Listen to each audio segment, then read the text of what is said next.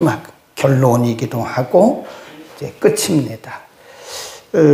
결국은 남한국 유다가 바벨론에 의해서 완전히 포로가 되고 다르게 말하면 이 종말을 맞이했다 하는 거죠. 하나님께서 예레미야 선지자를 통해서 수없이 수십 년 동안 유다 백성들에게 예고하셨고 경고하셨고 여러 번 말씀하셨는데 이들이 말씀을 안 들었어요. 그래서 결국은 그 날이 온 거예요. 우리가 그 날이라는 게 굉장히 중요합니다. 말씀대로 순종하면, 우리가 말씀대로 믿고 기도하면 언제인지는 모르지만 하나님의 때에 하나님의 방법으로 우리에게 복 주시는 그 날이 와요. 그런데 반대로 우리가 말씀을 무시하고 하나님을 경외하지 않고 내 생각대로, 내 뜻대로, 내 방식대로 살면 지금은 잘 되는 것 같지만 반드시 몰락하는 그 날이 옵니다. 하나님을 두려워할 줄 알아야 돼. 그리고 말씀을 두려워할 줄 알아야 됩니다. 그래서 그 날이 왔다. 하나님이 예레미야를 통해서, 이사야를 통해서 얼마나 간절한 마음으로 유다 백성들에게 말씀하셨습니까? 돌이켜라. 우상 숭배하지 말아라. 너희는 계명대로 살아라. 너희는 거룩한 백성이다. 그런 말들이요, 안 들려요. 그러니까 인간이 하나님으로부터 마음이 떠나잖아요. 그러면 그거 다 마이동풍입니다. 속이에 그냥 경 읽는 거지 그거 하나도 안 들어옵니다. 그게 인간의 불행을 자초하는 것이다 하는 거예요. 오늘 마지막 부분인데요. 거기 쭉 보면 8절부터 단계적으로 있어요. 8절에서 12절 거기다 써놓으세요. 8절부터 12절은 성전과 왕궁 파괴. 성전이 9절에 보면 여호와의 전과 왕궁을 사르고 예루살렘 모든 집을 귀인의 집까지 불살랐다. 완전히 성전과 왕궁이 황폐되는, 예루살렘을 우리가 뭐라 그러죠? 거룩한 성 예루살렘 그러죠. 예루살렘이 거룩한 것은 하나님의 임재가 있기 때문에 그래요. 하나님의 임재가 뭐죠? 성전. 예루살렘이 다른 도시에 비해서 거룩한 성이라고 우리가 말하는 것은 그곳에 하나님의 성전이 있고 하나님의 임재가 있기 때문에 우리가 거룩한 성 예루살렘 그럽니다. 근데 그 예루살렘, 거룩한 성 예루살렘이, 하나님의 도성 예루살렘이 성전이 완전히 회파되고 왕궁도 완전히 회파됐어요. 이 불행이죠. 오늘날 말하면 교회를 다 불지르고요. 그 다음에 쭉 보면 13절부터 18절까지는요. 성전 기명이라고 그래요. 성전 기명. 성전 안에 있는 모든 성물들, 낱낱이 성전 기명들을 다 가져가요. 보면 14절 또 가마들과 부삽들과 불집게들과 숟가락들과 섬길 때 쓰는 모든 녹고수를 다 가져갔고 그랬죠. 모두 다 가져가요. 그들이 가져간 것이 16절 끝에 보면 헤아릴 수 없었다. 그랬습니다. 17절에 보면 솔로몬이 지은 성전의 그 아름다움이 표현되고 그것도 다 무너졌어요. 하나님을 예배할 때 쓰는 성전 안에 있는 기명들, 거룩한 성물들이 그들에 의해서 다 뺏겼어요. 건물은 다 불타서 없애버리고 그 안에 있는 금, 은, 기명들 하나님께서 말씀하셔서 모세를 통해서 말씀하셔서 재료는 이거로 하고 모양은 이렇게 하고 크기는 이렇게 하라. 성전 기명들 모세를 통해서 말씀하셨던 그 모든 기명, 하나님의 법대로 솔로몬이 만들었는데 그 모든 것들은 다 가져갔어요. 이 건물은 다 없애버리고 다 회파해버리고 불질러버리고 그 안에 쓸만한 것들은 다 바벨론으로 가졌다. 그러니까 오늘날로 말하면 성전 안에 있는 뭐 이런 성전 기명들, 이런 것들을 다 가져간 거예요. 바벨론으로 다 가져간 거예요. 기가 막히죠. 그 다음에 18절부터 20절까지는요, 여기는 사람입니다. 사람. 성전에서 하나님을 예배하는 모든 거룩한 사역자들을 다 처형해 버렸어요. 거룩한 사역자, 하나님의 사역자들을 모두 처형했다. 그러니까 다시 한번 우리가 정리를 하면, 처음에는 성전과 왕궁들을 다 건물들을 다 불사르고, 그 다음에 두 번째는 성전 안에 있는 기명들을 다 가져가고, 세 번째는 성전 안에서 하나님을 섬기도록 하나님께서 부르신 제사장, 부제사장, 이런 하나님의 사역자들을 몽땅 다 사로잡아 간 것이다. 이거를 우리가 다르게 말하면요, 18절까지 그리고 21절까지를 우리가 뭐라고 말할 수 있느냐, 신앙 말살 정책이다, 그런 거예요. 여러분, 우리가 나라와 민족을 위해서 기도해야 할 책임과 의무가 있습니다. 어떤 분들은 이렇게 생각을 하는 거예요. 뭐 나 혼자 잘 먹고 내 사업 잘 되고 있고 내 가정 평안한데 뭐 내가 나라와 민족까지 걱정할 게 있느냐. 이건 정말 불신앙적인 얘기고요, 불신자와 같은 발상이고요, 그건 극단적인 이기주의입니다. 우리는 나라와 민족을 위해서 기도하라고 로마서에서 분명히 말씀했어요. 권세자들을 위해서 기도하라고 말씀했어요. 나라가 없으면 우리가 어떻게 평안하게 신앙생활을 할 수 있겠어요? 나라가 없는데 어떻게? 그 다음 22절에서 28절 가운데, 26절 가운데 보면요, 그달랴라고 하는 사람을 세웁니다. 22절, 유다 땅에 머물러 있는 백성은 곧 바벨론 왕 느부갓네살이 남긴 자라. 왕이 사반의 손자 아히감의 아들 그달랴로 관할하게 하였더라.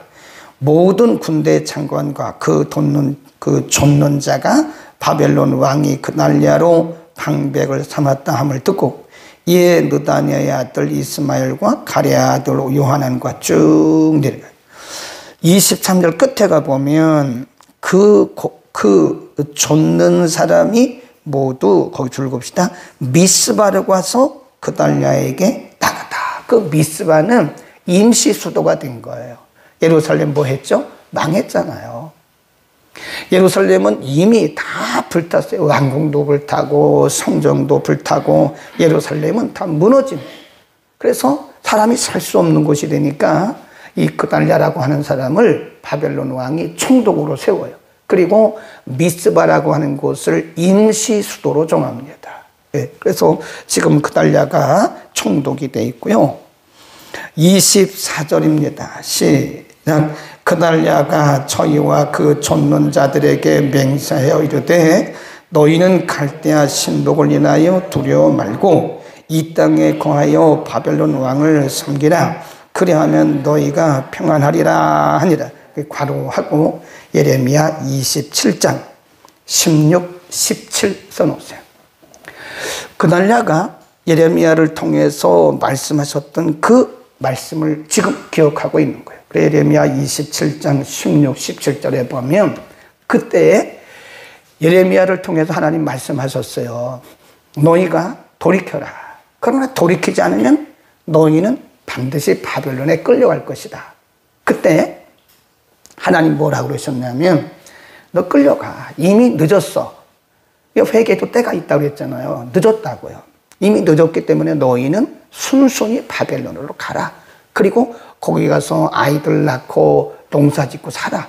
그리고 70년이 차면 내가 너희를 다시 이곳으로 옮겨올 것이다 라고 하나님이 그들에게 70년이라고 딱 말씀하셨어요. 근데 그때 일어난 것이 거짓 선지자들이에요. 거짓 예언자들이 나타나고 말하기를 아니라고, 우리는 그런 일이 없다고. 그러니까 예레미야가 말하기를 그런 말을 듣지 말라고. 항상 거짓 명을 받은 사람들은요, 나라가 이렇게 영적으로, 경제적으로, 사회적으로, 정치적으로 혼란할 때 나타나요. 여러분, 지금 우리 서울 장안에요, 무당 같은 예언자들이 굉장히 많습니다. 그건 거의 무당 수준이에요. 네, 좀 심한 말로 말하면 무당 같은 그런 예언자들이, 기독교 예언자들이 참 많이 태어나요. 제가 1980년도 초반에 신학을 했거든요. 그때가 굉장히 전두환 정권이 막 나라를 막 그렇게 할 때였었어요. 그래서 우리 학교도 못 가고 그냥 체류탄 맞고 막 이럴 때 있었어요. 그때가 1980년대 초반입니다. 나라가 얼마나 복잡하고 얼마나 혼돈스러운지 몰라요. 근데 그때 서울 장안에 있는 가정재단이 300가가 넘었다는 거예요. 가정재단. 그래서 뭐 기도한다고 하는 뭐 영빨이 있는 전도사님들, 영빨이 있는 권사님들이 가정에다가 가정재단 쌓고 거기서 예배드리고 뭐 이랬대잖아요. 본교에서 예배드려야 되는데 그렇게 가정재단 쌓고 막 예언해주고 기도해주고 그랬대. 그때 서울 장안에 300개가 넘는 가정재단이 있었다는 거예요. 영적으로 완전히 혼란스러운 시대예요. 네, 그때 예레미야 시대에 그런 시대가, 예레미야가 하나님의 말씀을 받고 여러분은 끌려가십시오. 거기 가서 걱정하지 말고 거기 가서 농사 짓고 아이 낳고 사십시오. 70년이 차면 하나님께서 여러분을 다시 오게 하실 것입니다 라고 하나님이 70년이라까지 말씀하셨다고요. 그런데 거짓 예언자들이 일어나가지고 아니라고 우리는 안 잡혀간다고 막 이러는 거예요. 혼돈돼요, 혼돈. 항상 사탄은 혼돈의 영입니다. 우리가 하나님을 향해서 나가야 되는데 자꾸 혼돈의 영. 그래서 그때 뭐 신접한 자, 박수, 무당 이런 사람들이 나타나가지고 예루살렘에 있는 유다 백성들을 다 영적으로 혼돈케 하는 거예요. 여러분, 시대가 어려울 때는요, 말씀만 붙들고 가야 됩니다. 여러분, 이 시대는요, 이 본교회 담임 목사님 설교가 가장 중요해요. 아멘. 뭐 여기 가서 이 말 듣고 저기 가서 저 말 듣잖아요. 여러분의 신앙이 막 흔들립니다. 그때부터 흔들려요. 검증되지 않은 유튜브 설교 듣지 마세요. 있는 거예요. 제가 수많은 사람들을 봐왔잖아요. 수많은 사람들을 상담했잖아요. 그리고 학교에서 40년 가까이 학생들을 가르쳤잖아요. 그때 제가 공통점을 발견한 것이 뭐냐면 이게 초점이 흐려지기 시작하는 거예요.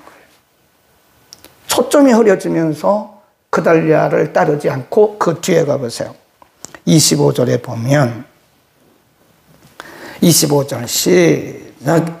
7월에 왕족 엘리사마의 손자 느다니아의 아들 이스마엘이 10인을 거느리고 와서 그날야를 쳐서 죽이고 또 저와 함께 미스바에 있는 유다 사람과 갈대아 사람을 죽인지라. 대소 백성과 군대 장관들이 다 일어나서 애굽으로 갔으니 이는 갈대아 사람을 두려워합니다. 거기 애굽으로 갔다고 줄거 놓으세요. 미스바는 뭐라고 그랬어요? 임시 수도. 근데 여기 보면 갑자기 이스마엘이라고 하는 사람이 나타나가지고 그달랴를 죽여요. 그리고 이 사람들이 다 어디로 가냐면 애굽으로 가고. 하나님 분명히 경고하셨거든요. 너희는 바벨론의 공격을 받고 바벨론이 너희를 통치할 때는 순순히 바벨론의 통치를 받아라. 애굽으로 가지 마라. 그리고 70년이 차면 내가 너희를 다시 돌아오게 할 것이다 라고 말씀했는데 이들이 애굽으로 가는 거예요. 한번 펴보세요. 예레미야로 갑니다. 예레미야 27장으로 갑니다. 뒤로 가야 되죠. 예레미야 27장입니다. 1094년 전후에 있습니다. 22절, 21절부터 시작. 만군의 여호와 이스라엘의 하나님 여호와의 유다 왕의 지배와 예루살렘에 남아있는 그곳에 대하여 이같이 말씀하시되 그것들이 바벨론으로 옮김을 입고 내가 이것을 돌아보는 날까지 거기 있을 것이니라. 그 후에 내가 그것을 옮겨간 이곳에 다시 두리라. 여호와의 말 이렇게 말씀하셨고 16절로 갑니다. 시간이 없으니까 16절부터 다 읽읍시다. 시작. 내가 또 제사장들과 그 모든 백성에게 공하여 가로되 여호와께서 이같이 말씀하시되 여호와의 집 기구를 이제 바벨론에서 속히 돌려보리라. 너희에게 예언하는 선지자들의 말을 뭐라 그래요? 듣지 마라. 거짓 용을 받은 자들이라. 그들의 말을 듣지 마라. 이는 그들이 거짓을 예언함이니라 하였나니 17. 너희는 그들을 듣지 말고 바벨론 왕을 섬기라. 그리하면 살리라. 어찌하여 이 성으로 하느냐. 바벨론에 끌려가라 그 말이에요. 그리하면 다시 29장으로 갑니다. 29장 10절 1197년입니다. 10절 시작. 나 여호와가 이같이 말하노라. 바벨론에서 70년이 차면 내가 너희를 권고하고 나의 선한 말을 너희에게 실행하여 너희를 이곳으로 돌아오게 하리라. 아멘. 그랬잖아요. 하나님이 그 기간을 말씀해 주시죠. 걱정하지 마. 걱정하지 마. 걱정하지 말라고. 일단 너희는 바벨론에 끌려가. 내가 있어. 내가 바벨론에 함께 갈 것이고 너희는 걱정하지 마. 내가 바벨론에서도 너희와 함께 할 것이야. 그리고 70년이 차면 내가 너희를 다시 돌아올 것이야. 그리고 결론을 봅니다. 29장 11절 12절 13절까지 시작. 나 여호와가 말하노라. 너희를 향한 나의 생각은 내가 안 하니 재앙이 아니라 곧 평안이요 너희 장래에 소망을 주려 너희는 내게 부르짖으며 와서 내게 기도하면 내가 너희를 들을 것이요 너희가 전심으로 나를 찾으면 나를 만나리라 그랬어요. 너희를 향한 나의 생각은 인간과 다르다. 재앙이 아니라 곧 평안이다. 너희 장래에 소망을 줄 것이다. 비록 70년 동안 너희를 내가 징계했지만 징계의 목적은 내가 너희를 죽이려는 것이 아니야. 너희를 잘 되게 하기 위해 70년 동안 잘 거기 가서 연단 받아. 그러면 70년이 차면 내가 내 방법으로 너희를 이 땅에 다시 돌아오게 할 것이다. 아멘. 여러분, 하나님은 신실하신 우리의 아버지이세요. 우리가 때로는 하나님의 말씀대로 살고 하나님의 뜻대로 살아야 됨에도 불구하고 인간이고 죄성이기 때문에 하나님의 말씀대로 살지 못해서 뭘 받아요? 우리가 징계를 받습니다. 징계는 하나님의 사랑의 표현입니다. 하나님의 사랑의 표시예요. 근데 우리가 징계를 받잖아요. 그러면 사람들이 와서 별 얘기를 우리가 시편에서도 공부한 것처럼 다윗이 얼마나 따가운 시선을 받았겠어요. 저 사람 믿음 없어서 저렇게 된 것이다. 기도 안 해서 저렇게 된 것이다. 죄가 있어서 이런 병에 걸린 것이다. 별 말들이 다 있다고요. 그러나 다윗은 하나님께 시선을 두었고 여기 이스라엘 백성들, 유다 백성들에게도 걱정하지 말라고. 내가 너희를 징계하는 것은 재앙이 아니야. 내가 너희를 징계하는 것은 너희의 평안이라. 아멘. 우리를 잘 되게 하기 위해. 그러니까 우리가 제발 어떤 분들이 조금 어려운 일을 만나고 있으면 막 사탄 때문에 그런 거라고 죄 때문에 그런 얘기 이제 안 하기로 합시다. 하지 마세요. 우리는 하나님이 아니에요. 그건 하나님의 영역입니다. 하나님의 영역을 왜 우리가 침범을 합니까? 우리는 그들을 위해서 기도만 해주면 돼요. 당신 내가 기도해 보니까 죄가 있어서 그런 것 같아. 기도 열심히 해. 금식해. 그런 말도 하지 말라고요. 그건 하나님이 그분에게 하실 말씀이에요. 지금 뭐 별소리가 다 있는데 하나님 뭐라고 그래요? 그런 거짓 영들을 믿지 마라. 거짓 예언자들을 믿지 마라. 우리가 이 징계 중에 있을 때요, 중심을 잡아야 돼요. 사람들이 별 얘기를 다 합니다. 특별히 기도한다는 사람들이 내가 기도해 보니까 내가 환상 중에 봤는데 내가 감동을 받았는데 당신 이래서 그런 거에 그런 말 안 하기로 합시다. 오늘부터 하지 말자고. 그건 하나님의 영역이에요. 그분을 잘 되게 하기 위해서 하나님이 징계하시는 것이 하나님 재앙 내린 게 결코 아닙니다. 우리를 향한 하나님의 마음은 뭐예요? 본심은 평안입니다. 평안. 아멘. 우리를 잘되게 하기 위한 것이다. 합니다. 함께 기도해 주시기 바랍니다. 기도합니다. 걸어가신 우리 아버지, 오늘 우리에게 이와 같이 소망의 메시지를 주심을 감사합니다.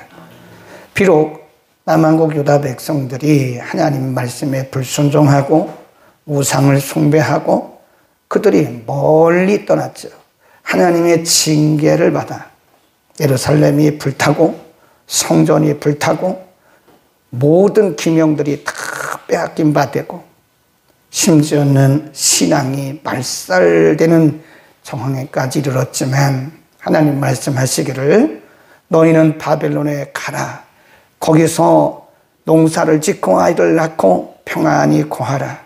70년이 차면 내가 너희를 다시 돌이키리라고 말씀하신 것처럼 하나님의 백성인 우리들이 때로는 우리의 생각이 하나님 말씀을 떠나고 우리의 삶이 하나님 말씀을 떠나고 철부리처럼 살다가 하나님의 징계를 받는 것은 하나님 우리를 재앙을 내리는 것이 아니라 우리를 바로되게 하기 위한 평안을 주시기 위한 하나님의 사랑의 메인 줄로 믿습니다.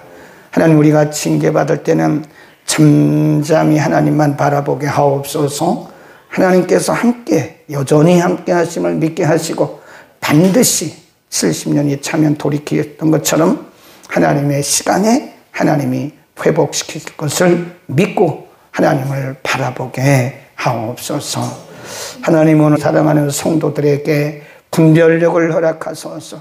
하나님의 공의가 세워지도록 오늘 하나님 역사하여 주옵소서. 예수 그리스도의 이름으로 기도드립니다. 아멘.